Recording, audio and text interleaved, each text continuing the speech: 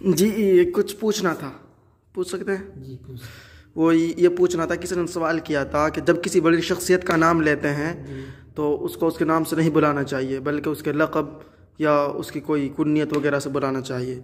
इसी तरह अल्लाह रब्बुल इज़्ज़त मुसलमानों के नज़दीक सबसे ज़्यादा बड़ी अहम ज़ात है, फिर अल्लाह को अल्लाह के नाम से क्यों बुलाया जाता है? इसलिए कि अल्लाह रब्बुल इज़्ज़त का नाम लेना ये एक इबादत है, और इबादत करना कोई बुरी बात नहीं है।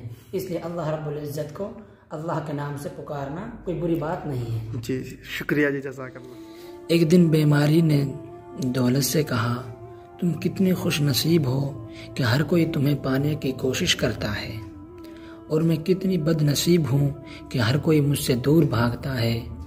दौलत बोली, तुम कितनी खुश नसीब हो कि तुम्हें लोग पाकर अपने खुदा को याद करते हैं, और मैं कितनी बदनसीब हूँ कि मुझे लोग पाकर अपने खुदा को भूल जाते हैं। 100 रुपये का नोट बहुत बड़ा लगता है जब किसी फ़कीर को दिया जाए, लेकिन शॉपिंग के लिए इस्तेमाल करना हो तो बहुत छोटा लगता है। 5 मिनट मस्जिद में ठहरना बहुत भारी लगता है, लेकिन 3 घंटे फिल्म देखना बहुत कम लगता है।